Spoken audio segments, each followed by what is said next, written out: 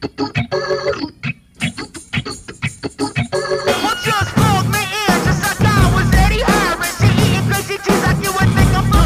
evening everyone, welcome to Grandma's Handbag. Great to have you with us. I got to crack the top on this because it's been a hot, summery, late summer day. I think it's the last day officially of summer. And I got to get some goodness in because I'm a bit hot and sweaty. So cheers to you. Oh, it's good stuff. Grandma's little helper this week's a local. Good old local macro brew. Roaches Pilsner.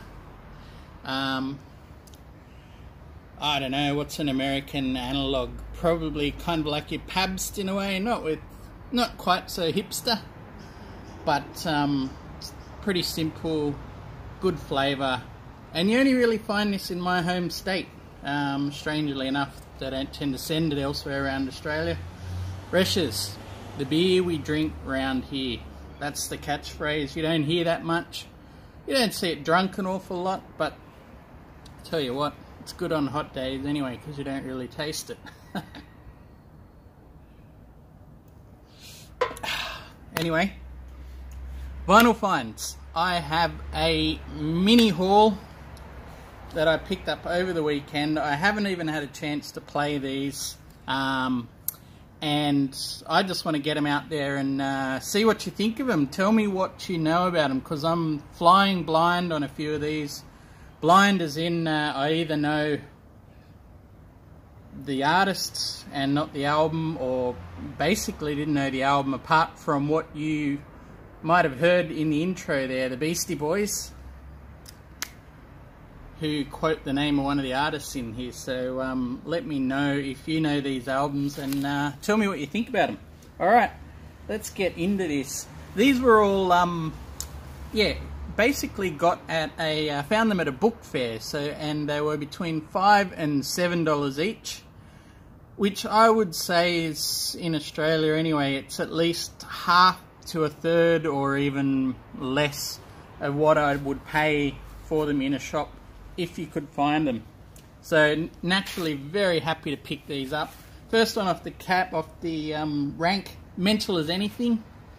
Daboo Australian, released by the band Mental as Anything. The nips are getting bigger. I actually don't know a lot of the other songs off here, but there's one or two people even in the UK, I think, that might have known these. I've seen them crop up before. Vinyl Boy Trigger, I know you're a fan of these guys. Let me know if you got this one, actually. But yeah, 1980, as you can sort of see, the new wavy pop punk end of things. And yeah, it's pretty much an Australian, you got to say a pub rock classic, but definitely on the new wavy end of things. So yeah, happy to find that one. This next one I saw someone put up recently, and I don't know where I saw it actually. It might have been on the YouTube, on the Facebook, YouTube. But anyway, the Roaches Nerds, and to be honest, they're just three nice bums at the very least, and I know that's chauvinist of me, sexist, all of the above. But apart from that, they actually do a decent line in pop, folk pop. There's a few decent players and things on here. J.D. Doherty from Patti Smith's bands there at the back on drums. And I also really love the title. It's just a very early spelling of nerds. Who would have thought that it would be corrupted from 1980 to what we know as today, N-E-R-D-S. So there you go. The Roaches Nerds. Haven't heard the album, but I do have, I think, their earlier one, which Robert Fripp produced. So, yeah. Anyway. Next one I was very, very pleased to find. John Prine, Diamonds in the Rough. And if this guy isn't a diamond in the rough himself, yeah, you need to show me a good example of what is. But fantastic. Again, another one I haven't heard. I've got his first album. This is from 72, so it could be his second or even third album. Yeah, here's a run of Atlantic albums, actually, so I need to pull the label out and give you a look at this. All of the conditions of these were at least sort of VG plus in the main. One or two covers, a bit dicey, but nothing you can complain about, really. This one's it's kind of a textured sleeve. I don't know if it's fully textured. It's certainly not gloss, anyway. A matte sleeve. Anyway, just for an idea, I love these picture sleeves. If you look at that, some of the pictures, some of the albums that they're showing for sale here, and who wouldn't want to have been alive when these were all new releases? I get excited just looking at the at what's going to turn up. You know, you got Jackson Browne, Joni Mitchell, Yes, Eric Clapton, you know, Led Zeppelin, Rolling Stone. Very exciting stuff to see. And there we go. There's the Atlantic label. As far as I could tell from this, I think it's a pretty early press. If it's not a first, it might be a second press anyway, early to mid 70s from what I can gather. Alright, next one. Not an Atlantic, but Willie Nelson, The Sound in Your Mind. Pretty happy to pick this one up. Don't know anything about the album, but what ticked me off to this is that I've seen some people lately posting up their Red-Headed Stranger. Headley, nice work on you getting yours, and for a damn good price as well. Now this is about the closest I've come to a Red-Headed Stranger. The album, sorry. Yeah. Maybe I'll edit that out. Is this album, The Sound in Your Mind, 1976. So 1 or 2 years out of Red-Headed Stranger. Firmly in Willie's outlaw territory, I'm hoping. If anyone knows more about this one, let me know. But yeah, I'm very much hoping it's not later, what could we say, smoother Willie? Anyway, CBS label. Just having a look in here, and this is a Dutch press. Who would have thought? But then maybe not so strange at all that Willie's got a following in the Netherlands. Red-Headed Strangers, I don't know. Anyway, this next one. Very, very excited to come across this. Something I've never seen before. And apart from that clip you heard at the start, didn't know anything of Eddie Harris whatsoever. So, Eddie Harris, Instant Death. And look, if you're presented with an album with the title Instant Death and a face like that peering, you know, pretty intently, fairly meaningfully out at you, you're not going to knock it back. You can't knock that back. So yeah, Eddie Harris, Instant Death. Looking on the back here, there's all sorts of names that I've been alerted to, or sorry, at least one alerted to via the VC, and we've got Richard Abrams on electric piano and African whistle, Ronald Muldrow electric guitar, Rufus Reid on bass, Billy James on drums, and Henry Gibson on congas. So we're talking jazz funk here, 1972, and again we've got the advert on the inside sleeve, and look at that, from the Atlantic catalogues. Fantastic stuff in here. Yusuf Lateef, Wilson Pickett, Aretha Franklin, Roland Kirk, Mongo Santa Maria down there. Just fantastic stuff. All that and King Crimson up the top here. But again, the Atlantic label, fantastic to see that little splash of pink up there as well. And like I said, this is just, you know, it needs a bit of a a clean, but it doesn't look like it's been played much at all. So I'm in the dark mostly on Eddie Harris. If anyone's a fan of Eddie, let me know what you think of this album, or any of his other albums that you're a fan of. Love to hear from you. Alright, this next one's a name I definitely know. Pops up on the Nuggets comps. He's I think championed in some way, shape or form by Bob Dylan, who turns up on this album. Doug Sam and Band. And what a great cover that is. I mean, it's almost looking like, is that Dr. John on this? Over there. Anyway, this is an all-star cast on here. Yeah. Dr. John's on guitar, on piano. Bob Dylan. David Bromberg, I've seen his name come up before as well. So, yeah. Another Atlantic label. And this, we're talking 72. This is actually a New Zealand press.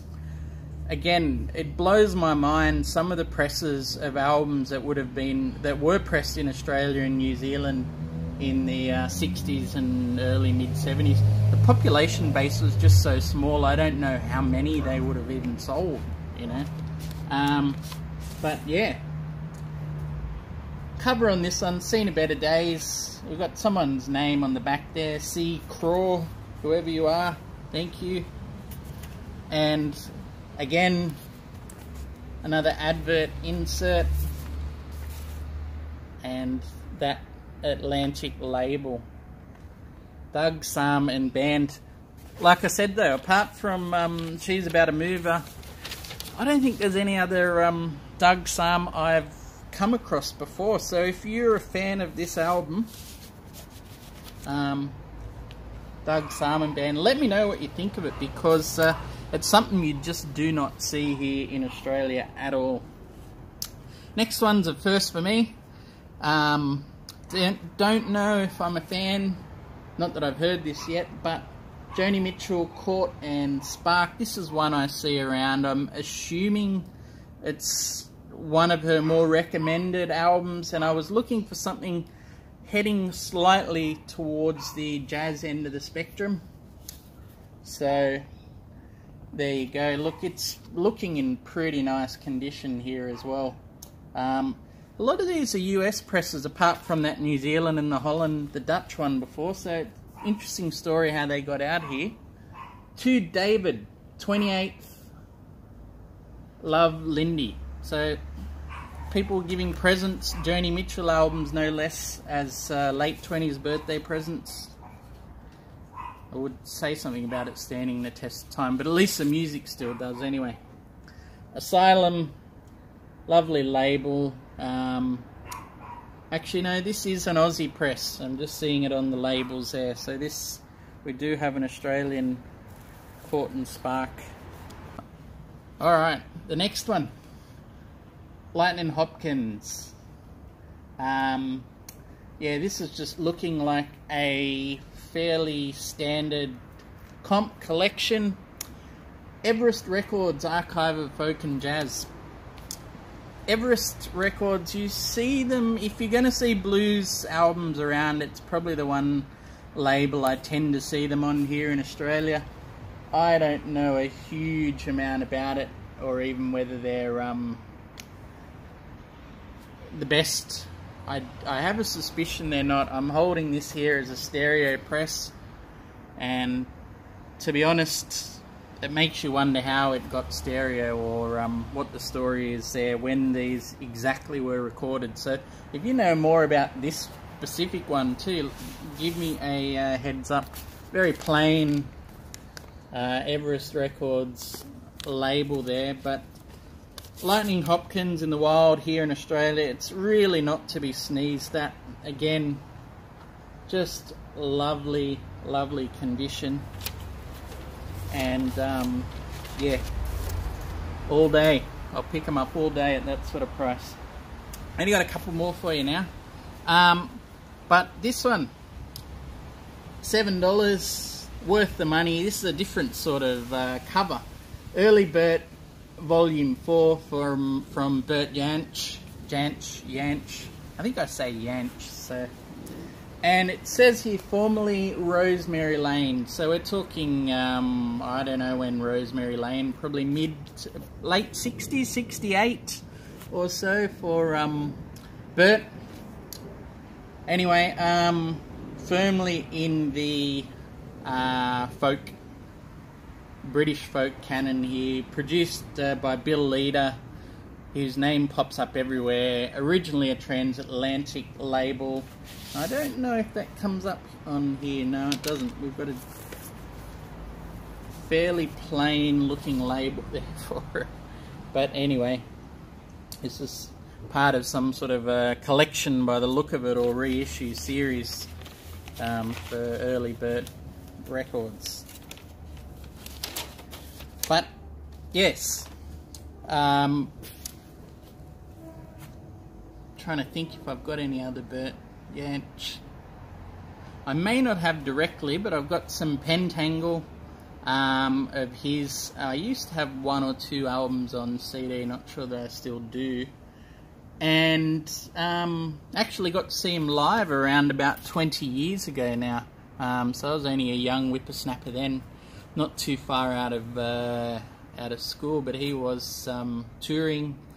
And yeah, what a memorable night. I think he would have been firmly in his into his 50s by then, but absolute mastery of the guitar and a real education for me as well. I definitely remember him playing to Jackson C. Frank songs. I think Carnival and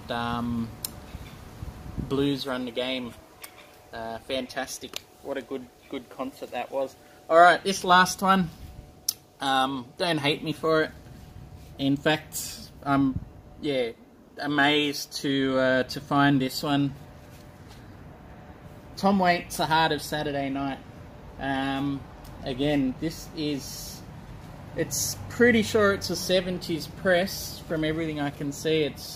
The condition is just lovely. Barely played by the look of it. I don't know if there were inserts with this, but there's nothing that's come with this. And looking at this the other day, you didn't really have time to look when you saw it. I just sort of grabbed it. In fact, I was next to the guy who was methodically going through the basket or the crate, and I saw him picking out 1, 2, 3 Tom Waits. I'm like, really? Oh, and I was sort of patiently waiting my turn, and then I couldn't wait any longer because I just sort of stood there waiting as he flicked through, and I jumped across to the other crate on the other side of him and kept flicking through, grabbing a couple as I saw them, and he finished with that crate and left. So I quickly moved straight across in there, and he'd left that Tom Waits album there, but he'd grabbed all the others. And I collared him, I shouldn't say literally collared him, but I bailed him up. That's probably not a good term either. I just spoke to him afterwards and I said, look, is there a chance you want to swap your this Waits for any of yours? And he said no. He says, I got the ones that I wanted. I said, alright, because I saw him, he had, I think, what was there, Nighthawks, he had Blue Valentine, and he had Closing Time, which is what I was really after. He said, no, got what I need, but thank you anyway. Spoke for another 30 seconds or so, and it just sort of struck me. He actually left behind a record that he already had. Now, who of us here does that? Bearing in mind here that he knew the value of these records as well. He was pointing out, you know, what they go for, which is, you know, I think I paid $7 for this, and it's coming up at close to, I don't know, you'd be lucky to find it under $40, I would say, in Australia. And yeah, he actually left it there. Now, who of you would leave a record there like that, or who would grab it and know that they could re-gift it or rehome it to someone better, even if you've got it, or obviously grab it and trade up with it at some point? I know I would. I'd be firmly in that camp. So in some ways have to be a little bit grateful that he did do that and leave that there, and I chanced upon some very early Tom that I really prefer, to be honest, over his more experimental second part of his career that's been going for far longer. But yeah, it just gave me some food for thought. So let me know what you'd do if you're in that situation, and also let me know if you're a fan of any of those albums. Yeah, I'm stoked, absolutely stoked to find a run of Atlantic and Asylum records from a very sort of narrow period in the 70s. We're talking 72 to 74 mostly, so very interesting. Yeah, love to hear your thoughts, and in the meantime, thanks for subscribing. A few new subscribers have come on, and really appreciate it. I can't say that enough. So thanks for checking in. Keep on making your videos. I'm way behind on what everyone else is doing at the moment.